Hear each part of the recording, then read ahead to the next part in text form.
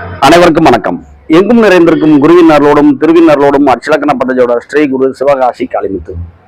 பெட்ரோலாக்கா நம்மளுக்கு ஒரு சில நேரங்களில் ஒரு சில இக்கட்டான ஒரு சூழ்நிலை வரும். அமைதியாக இருந்த ஒரு பொண்ணு, ஒரு பையன் திடீர்னு பார்த்தீங்கன்னா நான் ஒரு பையனை காதலிக்கிறேன், எனக்கு அவனை தான் திருமணம் முடிச்சு கொடுங்க அப்படின்னு சொல்லுவாங்க. அப்படி சொல்லும்போது நமக்கு பக்குன்னு இருக்கும். அம்மா என்ன இப்படி சொல்கிறாப்புல, பையன் நல்லவனா, அவனோட ஜாதகம் எப்படி இருக்கும், நம்ம பொண்ணோட தன்மை எப்படி இருக்கும் அப்படிங்கிற தன்மான பயம் அப்படி இயற்கையாகவே பெட்ரோலுக்கு வந்தோம். அப்படி இருக்கும் பொழுது அட்சலக்கண பദ്ധதி அப்படிங்கிற ஜோட முறையில் நாம் பலன் பார்க்கும் பொழுது ஜாதகர், உதாரணத்துக்கு இப்போ நம்ம ஒரு பெண் ஜாதகத்தை பற்றி பேச போகிறோம். அப்போ அந்த ஜாதகி அப்படிங்களுடைய கிரக இயக்கங்கள் இப்படித்தான் வாழ்க்கையை கொண்டு போக போகின்றன அப்படிங்கிறத நாம் எடுத்து சொல்லும் பொழுது, அதற்கு தக்க நம்முடைய வாழ்க்கை நிலையை திட்டமிட்டு கொள்ளும் பொழுது நம்ம தற்காத்து கொள்ளலாம். இது பார்த்தீங்கன்னா ஒரு பெண் ஜாதகம், வயசு 24 முடிஞ்சு 8 மாதம் ஆகுது, 25 வயசு நடந்துகிட்டு இருக்கு. வரன் பார்த்துட்டே இருக்காங்க, வரன் ஒன்றும் அமையலை. அப்படி இருக்கிறப்ப இந்த பெண் என்ன சொல்கிறாங்கன்னா, நான் ஒரு பையன் மேலே ஆசைப்பட்றேன், அவனை எனக்கு கல்யாணம் முடிச்சு கொடுங்க அப்படின்னு சொல்கிறாங்க வீட்டில். அப்புறம் உங்களுக்கு என்ன குழப்பம்னா, ஏன் நம்மளுக்கு மேட்ரிமோனியில் ஜாதகத்தை கொடுக்கும் பொழுது திருமணத்துக்கு செட் ஆகலை அப்படிங்கிறத தெரிஞ்சுக்கணும். ரெண்டாவது, ஏன் நம்ம பொண்ணு திரும்பி காதல் வயப்படுறேன், அவனே கல்யாணம் முடிச்சு கொடுன்னு சொல்கிறாளே அப்படிங்கிறது தெரியணும். காதலிச்சவனே கல்யாணம் முடிச்சு கொடுத்தோம்னா அதன் பின் வருகின்ற ஏற்ற இறக்கங்கள் என்னன்னு தெரியணும். இது எல்லாருடைய பெற்றோருடைய கிழமை தானே.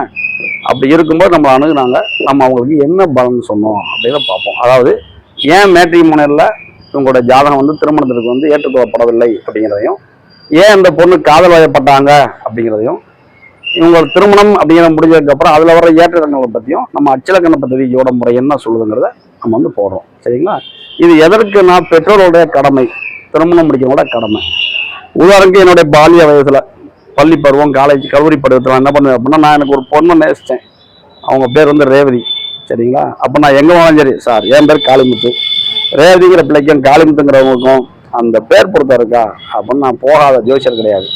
என்னுடைய ஜாதகத்தை வச்சுட்டு பொண்ணோட date of birth, time of birth தெரியாது, ஆனால் அந்த பொண்ணு பேர் ரேவதி, அவங்க பிறந்த ரேவதி நட்சத்திரம், இதுக்கு செட் ஆகுமான்னு பாருங்க அப்போ நான் நிறைய விட போய் அலைஞ்சிருக்கேன். சரிங்களா? அது அந்த விவரம் தெரியாத வயசு. இப்போ அப்படி இல்லை, எல்லாருமே தெரிஞ்சுக்கிறாங்க. ஃபோன் ஆப்பில் ஃபீட் பண்ணோம்னா எல்லா வரமும் வந்துடுது, ஃப்ரீ சாஃப்ட்வேர் வந்துடுது. மீந்தி அப்படி கிடையாது, ஜோடர் அனுமதி தான் கிடைக்கும். சரிங்களா? அதுபோல் இன்னைக்கு அளவை யாரும் கஷ்டப்பட தேவையில்லை. அப்போ நம்மளுடைய ஜாதகத்தில் நம்மளுக்கு யாரை காதலிக்கிறோமோ அவங்களுக்கு நமக்குமே பொருத்தம் இருக்கா அப்படின்னு தனக்குத்தானே போட்டு பார்த்துக்கிற அளவுக்கு அட்வான்ஸாக வந்துடுச்சு இப்போ. சரிங்களா? இருந்தாலும் நம்ம ஜோடம் என்ன சொல்லுது அப்படின்னு பார்ப்போம். இவங்களுடைய பிறப்பு கால லக்னம் அப்படிங்கிறது பார்த்தீங்கன்னா கன்னி.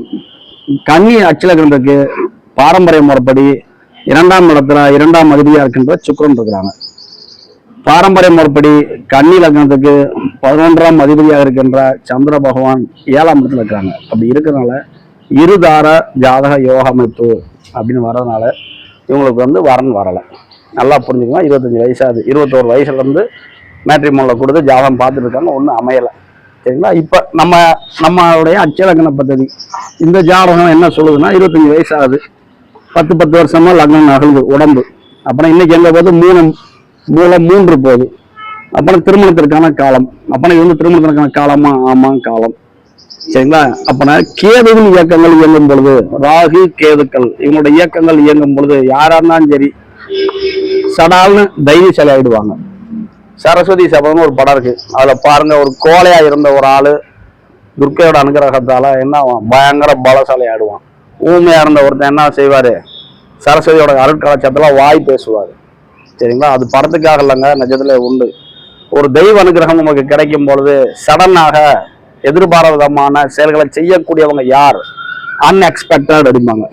எதிர்பாராத செயல்கள் இவங்க ராகுகள். நம்மளுடைய ஆச்சரிய உயர்ந்து படமுத்தையாவும் மூத்த குருமலை அடிக்கடி சொல்லியிருப்பாங்க. ராகு எதுவோட இயக்கங்கள் இயங்கும் பொழுதும் செவ்வாயின் இயக்கங்கள் இயங்கும் பொழுதும் நம்ம கவனமா இருக்கணும் அப்படின்னு சொல்லுவாங்க. அதாவது ராகு கேது அடுத்து செவ்வாய்க்கு முக்கியத்துவம் கொடுப்பாங்க. சரிங்களா? அப்பனா இங்க நம்ம என்ன உணர்ந்துக்கிறோம், கேது நட்சத்திரங்கள் இயங்குது, அப்பனா எதிர்பாராத செயல்கள் நடக்கணும் இருக்கு. ஏன் காதலிக்கிறாங்க, 5ஆம் அதிபதி செவ்வாய் அச்சலக்கணத்துக்கு 9ல் பாக்கியமா இருக்காங்க, காதல் வயப்படணும் இருக்கு. கேது பகவான் லக்னத்துல இருக்கிறாங்க, ராகு 7ல் இருக்கிறாரு. ராகுவோட பார்வை கேதுவை தான் பார்ப்பாரு. சரிங்களா? 1 பார்ப்பாரு.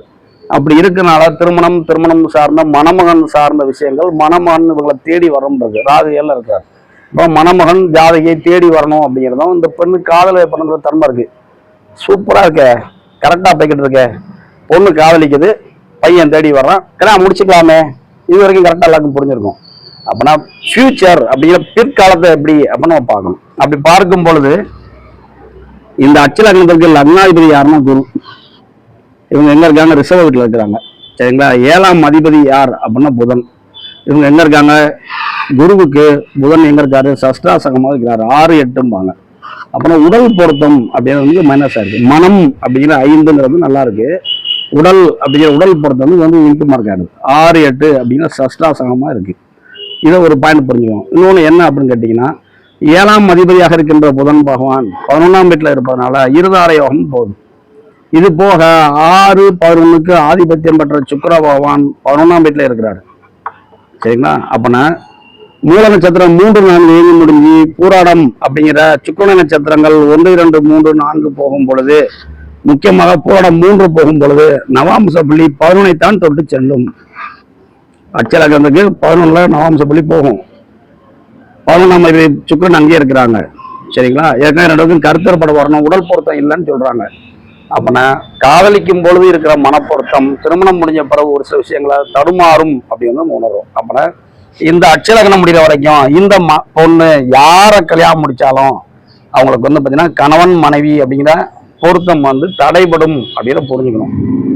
அப்ப நம்ம இதை என்ன செய்யலாம் அப்படின்னா, நம்ம பெற்றோருக்கு நம்ம ஒரு வரன் பார்த்து கல்யாணம் முடிச்சு கொடுத்து, அந்த பிள்ளைக்கு வந்து நம்ம காதலிச்சவன கல்யாணம் முடிச்சு கொடுக்கலையே, வேற யாரையா கல்யாணம் முடிச்சு கொடுத்தாங்களே அப்படின்னு 2 பேரும் சண்டை போட்டுக்கிட்டு இருக்கு பதிலாக, காதலிச்சவரையே கல்யாணம் முடிச்சு கொடுத்துட்டு கல்யாணம் முடிச்சதுக்கு அப்புறம் அதுல வர்ற ஏற்ற இறக்கங்கள நீ தான் கவனமா ஹேண்டில் பண்ணணும் அப்படின்னு பெற்றோருக்கு நம்ம கொஞ்சம் விலகி இருந்து அவங்கள கண்காணிச்சே இருந்து ஏற்றங்களை தட்டி கொடுத்துக்கிட்டே போனோம் அப்படின்னா இந்த அச்சலக்கணம் முடிகிற வரைக்கும் தற்காத்துக்கலாம். ஏன்?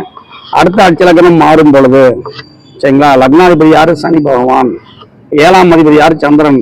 சனிக்கு சந்திரன் எங்க இருக்காங்க? 1, 11 இருக்கிறாங்க.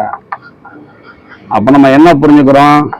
இந்த அச்சலக்கணம் போறப்பதான் பிரச்சனை வரும், அதுக்கப்புறம் சரியாயிடும். ஆனா இன்னும் காலங்கள் இருக்கு, 7 ஆண்டு காலங்கள் இருக்கு. இந்த 7 ஆண்டு காலங்கள் என்ன முக்கியமான காலங்கள்? முதல் பிள்ளை, 2வது பிள்ளை அப்படின்னு 2 பிள்ளையை பெறக்கூடிய காலம். சரிங்களா? சந்தோஷத்தை அனுபவிக்கக்கூடிய காலம். 25 வயசு நடக்குது, 35 வயசுக்குள்ள, சரிங்களா, 32 வயசுக்குள்ள. அப்படின்னா இந்த காலங்கள் கொஞ்சம் கசந்த காலங்களாக தான் இருக்கும். அப்படின்னால நம்ம யாரை கல்யாணம் முடிச்சு கொடுத்தாலும் பிரச்சனை வரப்போகுது. அதுக்கு இந்த லவ்வுக்கு நம்ம ஓகே சொல்லிட்டு பின்னாடி நம்ம வாட்ச் பண்ணிட்டு அவங்களோட ஏற்றத்தை கண்காணிச்சுட்டு இந்த பொண்ணை விட்டு கொடுத்து போ அப்படின்னு சொல்லிக்கிட்டே இருந்தா தன்னைத்தானே தற்காத்து கொள்ள முடியும். இதுதாங்க இயல்பி. இன்னைக்கு அது பிரச்சனை என்ன நடக்குது, இனிமேல் என்ன நடக்க போகுது அப்படின்னு எதிர்காலத்தை கண்காணிக்கக்கூடிய கால கண்ணாடி. சரியா? அதுதான் அச்சலக்கண பദ്ധதி ஜோட முறை. நம்ம தெரிஞ்சுக்கிட்டோம். நம்ம ஏன் முரண்டை பிடிப்பானே, நீ உனக்கு பிடிச்ச பொண்ணு பையனை நான் கல்யாணம் முடிச்சு தர மாட்டேன் அப்படின்னு சொல்றது பதிலாக கல்யாணம் முடிச்சுக்கோ, அதில் வர ஏற்ற கதை நீ தான் அனுசரித்து போகணும். யாரை கல்யாணம் முடித்தாலும் புரிதலுங்கிறது வந்து காலதாமதமாகும். முதல் ஒரு 10 வருஷத்துக்கு வந்து அண்டர்ஸ்டாண்டிங் கம்மியாக இருக்கும் அப்படின்னு மேலோட்டமாக சொல்லி மேலோட்டமாக தட்டி கொடுத்துட்டே போய் வருகின்ற ஏற்றங்களை கவனமாக ஹேண்டில் பண்ண தப்பிக்க முடியும். அப்படின்னா சுக்கோணை நட்சத்திரங்கள் இயங்கும் பொழுது நம் கவனமாக இருக்கணும் அப்படிங்கிறதையும், இது வந்து பெற்றோருடைய கடமை அப்படிங்கிறத புரிஞ்சுக்கணும். இன்னொன்று அச்சலகத்துக்கு 9ஆம் இடத்துல செவ்வாய் இருப்பதனாலையும், சரிங்களா, இவர் யார் 5ஆம் அதிபதினாலும் இந்த பிள்ளைக்கு வந்து அப்பாவின் மேலே வந்து நல்ல அனுகிரகம் இருக்கும் அப்படிங்கிறத புரிஞ்சுக்கணும்.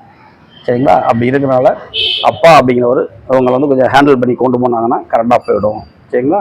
அதனால் நம்ம எதையுமே எடுத்தவங்கள்ட்ட செய்யாமல், லவ் அப்படிங்கிறதுக்கு எதிர்ப்பு தெரிவிக்காமல், சூழ்நிலை கரெக்டாக சூழ்நிலை கொஞ்சம் கலந்து பார்த்துக்கிட்டு நம்ம வந்து கவனமாக முடிவெடுக்கணும். அப்புறம் என்ன சொல்கிறோம்? லவ்வுக்கு பச்சை கொடி காமிக்கிறோம். ஏன் காமிக்கிறோம்? இயக்கங்கள், ராகு கதிரின் இயக்கங்கள் அதி தீவிரமானவை. எதற்கு, எப்படி, எதையுமே அன்எக்ஸ்பெக்டட் அப்படிங்கிற மாதிரி எதிர்பாராத நேரத்தில் எதிர்பாராத விஷயங்களை செய்யக்கூடியவங்க ராகு கேது. சரிங்களா? அதனால நம்ம கவனமாக இருக்கணும். அதனால காலத்தின் போக்கில் விட்டுருங்க, திருமணங்கிற பந்தத்துக்கு அழைச்சிட்டு போங்க அப்படின்னு சொல்லியிருக்கோம். சரிங்களா? இப்படிப்பட்ட நல்ல ஜோட முறையை கண்டுபிடித்த நமது ஆசிரியர் உயர்ந்திருப்போம் முடியாது நன்றி சொல்கிறோம். நம்ம சேனலுக்கு கொஞ்சம் வீடியோ சொல்கிறோம். லைக் பண்ணுங்கள், ஷேர் பண்ணுங்கள், சப்ஸ்கிரைப் பண்ணுங்கள். சரிங்களா? அனைவருக்கும் நன்றி. வாழ்க வளமுடன்.